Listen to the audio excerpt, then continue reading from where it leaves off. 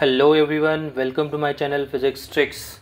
So let's continue with our rotational dynamics का part. और यहाँ पर देखिए ये फोर्थ क्वेश्चन है। ये फोर्थ क्वेश्चन अच्छे से पढ़िए। And that is using the energy conservation derive the expressions for minimum speeds at different locations along a vertical circular motion control by gravity. ठीक है ना, एक बॉब है suppose to be which is attach to a string और वो vertical circle में जा रहा है, मतलब ऐसे सर्कल कर रहा है वो, है ना। और हमको मिनिमम वेलोसिटी का एक्सप्रेशन निकालना है first, second, third, fourth point पे। ठीक है ना, तो ये फर्स्ट, सेकंड, थर्ड, फोर्थ मैंने रैंडमली लिए हैं और हमको निकालना है is zero speed possible at the upper most point. हमको बताना है कि अपर मोस्ट पॉइंट पे ज़ीरो स्पीड पॉसिबल है या नहीं है for vertical circular motion under what conditions. Also prove that difference between the extreme tensions depends only upon the weight of the object. ठीक है, तो देखो यहाँ पर ये first position, second position, third position and the fourth position. तो मैंने यहाँ पर लगाया energy conservation between the first and second point. तो यहाँ पर देखो ये फर्स्ट पॉइंट है और ये सेकंड पॉइंट है। अगर मैं देखूँ यहाँ पर और यहाँ पर तो स्पीड्स है, मतलब यहाँ पर काइनेटिक एनर्जीज़ है। और यहाँ पर अगर मैं एक रेफरेंस लाइन मानूँ और हमको पता है कि रेफरेंस लाइन पे क्या होता है, रेफरेंस लाइन पे हमारा जो पोटेंशियल एनर्जी होता है वो ज़ीरो होता है। तो इसलिए यहाँ पर पोटेंशियल एनर्जी का एक्सप्रेशन जो है फर्स्ट इक्वेशन में, मतलब फर्स्ट इसमें नहीं है, राइट। तो पोटेंशियल एनर्जी क्या हो जाएगी, यहाँ पर ज़ीरो हो जाएगी। तो half mv1 squared is equal to, यहाँ पर पोटेंशियल एनर्जी आएगी क्योंकि ये बॉल जो है ऊपर गया है, तो half m into v4 squared plus mgr क्यों, क्योंकि यहाँ पर जो mg बॉब है, mg वाला बॉब है वो ऊपर गया है। तो यहाँ पर पोटेंशियल एनर्जी कितनी है, mg into H, H over here is r, that's why it is mg r। तो ये first equation. Likewise first and third पे लगाया, तो यहाँ पर काइनेटिक एनर्जी है, यहाँ पर काइनेटिक एनर्जी है, यहाँ पर पोटेंशियल एनर्जी जीरो है, लेकिन यहाँ पर पोटेंशियल एनर्जी कितनी होगी, half mg into what ever this height is 2r। तो ये सेकंड इक्वेशन हो गया। Now applying the Newton's law at third. यहाँ पर अगर मैंने न्यूटन्स लॉ लगाया तो यहाँ पर मैं एक डायग्राम बना रहा हूँ। तो देखो यहाँ पर टेंशन नीचे की तरफ है T3, उसके बाद mg जो है वो भी नीचे की तरफ रहेगा, राइट ना। तो mg एंड T3 ये दोनों मिलके, राइट, ये दोनों मिलके क्या प्रोवाइड करेंगे, नेसेसरी सेंट्रीपिटल फोर्स प्रोवाइड करेंगे। तो यहाँ पर मैं लिख सकता हूँ T3 plus mg must be equal to mv3 square divided by r। अब ये v3 क्यों लिया, क्योंकि ये इसकी स्पीड कितनी है, v3 है, ठीक है ना। तो अब हमको पता है कि टॉप मोस्ट पॉइंट पे टेंशन क्या हो जाएगा, जीरो हो जाएगा फॉर मिनिमम स्पीड, उतना मिनिमम होना ही चाहिए। अब टेंशन जीरो हो गया और नेगेटिव में गया, मतलब ये थोड़ा सा नीचे आ सकता है, मतलब ये सर्कुलर मोशन में नहीं जाएगा। तो वेलोसिटी, नेगेटिव वेलोसिटी जो है कुछ ना कुछ होनी ही चाहिए, so that mg and T3 एक दूसरे को बैलेंस करे और वहाँ पर जो टेंशन है वो क्या हो जाए, जीरो हो जाए, राइट ना। तो जो mg है, mg बस mg provides necessary centripetal force, T3 की हमको ज़रूरत ही नहीं है। तो इसलिए हमको T3 जो है वो उसको जीरो करना पड़ेगा। तो देखो इस नेक्स्ट स्लाइड में for minimum speed the tension at the top most point must be zero. तो यहाँ से हमको आ जाएगा T3 is equal to zero, तो यहाँ पर प्लस ज़ीरो होना चाहिए था। तो mv3 square divide by r is equal to mg। यहाँ से v3 की स्पीड आ गई हमारी रूट ऑफ gr। अब हमको v3 मिल गया, that is the minimum speed मिल गया। हमको क्या चाहिए, हमको चाहिए अब v1, हमको चाहिए अब v4 एंड v2। अब v4 एंड v2 तो सेम ही होंगे, क्यों, क्योंकि देखो यहाँ पर जितनी पोटेंशियल एनर्जी होगी वह यहाँ पर उतनी ही पोटेंशियल एनर्जी होगी, यहाँ पर काइनेटिक एनर्जी जितनी थी वो लॉस करके यहाँ पर उतनी ही काइनेटिक एनर्जी रहेगी, और यहाँ पर जो काइनेटिक एनर्जी है और यहाँ पर जो काइनेटिक एनर्जी है सेम हो जाएगी, क्योंकि law of energy, conservation of energy same level पे है। तो पोटेंशियल एनर्जी सेम, तो काइनेटिक एनर्जी भी सेम हो जाएगी, ठीक है। तो यहाँ पर by what is called as second equation we can calculate v1 by putting v3 in this equation, half m v3 square, v3 कितना है, रूट gr होल्स का स्क्वायर, gr हो जाएगा प्लस 2mgr। अब सॉल्व करके हमको v1 की value मिल जाएगी, v1 स्क्वायर मतलब ये m और ये m कैंसिल आउट हो जाएगा, और 2 से अगर मल्टीप्लाई किया मैंने तो ये v1 square is equal to gr plus 4gr आ जाएगा। अब ये gr प्लस 4gr 5gr और यहाँ से हमको V1 की वैल्यू आ जाएगी। तो क्या मैं लिख सकता हूँ, ये V3 जो है V3 से ही हमको V1 मिल गया। लाइकवाइज हमको क्या चाहिए, अब हमको चाहिए V4 एंड V2, राइट। तो V4 जितना होगा उतना ही तो V2 होगा। अब वो कैसे निकालेंगे, from 1 half M V1 square is equal to half M V4 square plus mgr। तो यहाँ से हमको ये इक्वेशन मिल गया। अब ये इस इक्वेशन में देखो 5/2 mgr is equal to half M V4 square plus mgr। अब यहाँ पर V1 की जगह पर gr रख दिया और V4 की वैल्यू निकाल रहा हूँ। तो mgr इधर गया तो ये 3/2 mgr हो जाएगा। तो यहाँ पर लिखा है m get cancel, 2 get cancel.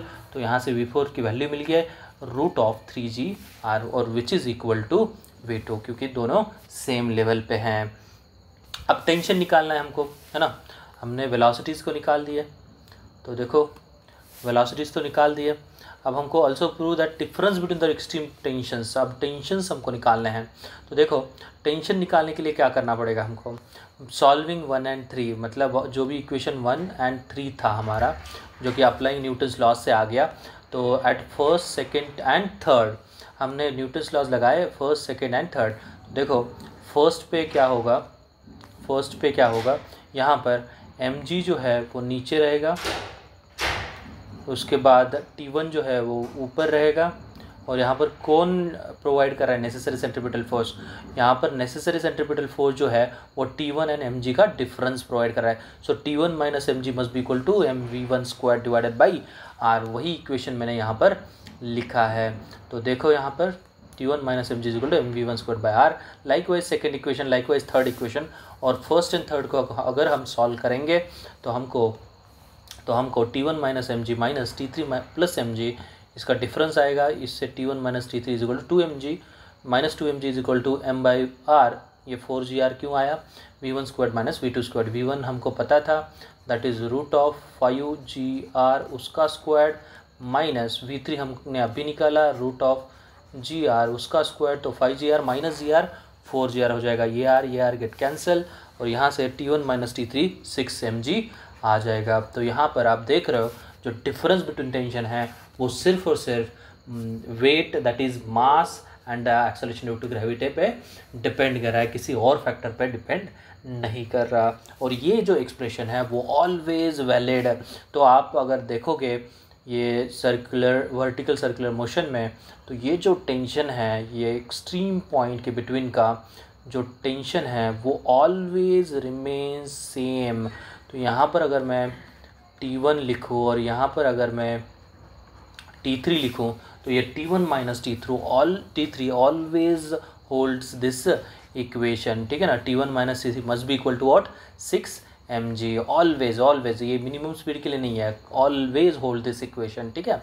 तो यहाँ से अब हमको आ जाएगा 6mg। और यहाँ पर अगर मुझे suppose to B T1 minus T4 निकालना है, तो मुझे क्या करना पड़ेगा, इन दोनों का डिफरेंस लेना पड़ेगा, right. Sorry, T1 minus T2 suppose to be. अब इन दोनों का डिफरेंस लो और वहाँ पर V1 एंड V2 की वैल्यू पुट करो और निकाल लो। तो वहाँ से आपको आ जाएगा T1 माइनस T2 का डिफरेंस, वो आ जाएगा आपको 3mg, ठीक है। तो वो करके देखो आप, राइट। सो नेक्स्ट क्वेश्चन देखो, यहाँ पर नेक्स्ट क्वेश्चन है, discuss the necessity of radius of gyration, define it. तो पहले हमको डिफाइन करना है रेडियस ऑफ गायरेशन को। So what is radius of gyration? So see here, radius of gyration is the distance from the axis of rotation. It is the distance from the axis of rotation where all mass of the body is supposed to be concentrated. And if you measure the moment of inertia of this body, of this mass capital M and the body, then these two moment of inertia must be equal to same, right, must be equal we can say. इसका moment of inertia mr²/2, और यहाँ से अगर मैं निकालूंगा तो इसका भी मोमेंट ऑफ इनर्शिया क्या आना चाहिए, m into R by √2 whole square. तो देखिए m into R square by 2, तो ये दोनों मोमेंट ऑफ इनर्शिया क्या आ रहे हैं, सेम आ रहे हैं। तो ये जो है k, इसको हम क्या बोलेंगे, radius of gyration. So what is radius of gyration? It is the distance from the axis of rotation where all mass of the body is supposed to be concentrated.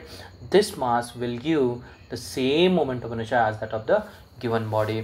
तो ये जो मास है जो कि हमने कंसिडर किया है कि उस पॉइंट पे जो टोटल मास है वो कॉन्सेंट्रेटेड है, तो वो मास हमको मोमेंट ऑफ इनर्शिया की वैल्यू देगा which is exactly equal to the body's moment of inertia. ठीक है, तो अब हमको on what factors does it depend and it does not depend. Okay, so हमको निकालना है पहले तो on what factors does it depend, does not depend. तो रेडियस ऑफ गायरेशन यहाँ पर देखो, radius of gyration does not depends on the total mass of the body. So radius of gyration is just the distance from the axis of rotation. Total mass पे वो depend नहीं करता, ठीक है ना, तो मास तो ऑलवेज कैंसिल आउट हो जाएगा। तो radius of gyration does not depends on the mass of the body, but yes, it do depends on the shape and size of the body. It do depends on the shape and size of the body, ठीक है। And what are the necessities? Let's discuss all the necessities. So पहले तो देखो, by knowing radius of gyration one can find moment of inertia easily। तो अगर आपको radius of gyration पता है कि वैल्यू दी है suppose to be k is equal to r/√5, find moment of inertia, तो बस आपको क्या करना है, I is equal to mk² which is equal to m into K square कितना है r²/5, तो which is mr² divide by 5। तो यहाँ पर देखो कितना सिंपल हो गया, हमको ना शेप या साइज़ की ज़रूरत नहीं है, बस आपको k की वैल्यू अगर मिल गई तो moment of inertia easily find कर सकते हैं, है ना। तो by knowing radius of gyration one can find moment of inertia easily। radius of gyration gives mass distribution about the axis of rotation, मतलब कि कितना मास एक एक्सिस के अबाउट डिस्ट्रीब्यूटेड है वो उसकी आइडिया हमको लग जाती है by knowing the radius of gyration। lesser the radius of gyration less is the moment of inertia। अब हमको पता ही है I is equal to mk², अगर k की वैल्यू लेस है तो मोमेंट ऑफ इनर्शिया भी लेस है, greater the value of moment of inertia greater the radius of gyration. तो k is equal to √5/m। it depends only on the size and shape, it is independent on the total mass, क्योंकि हमको पता है it is just the distance and it is totally independent on the total mass।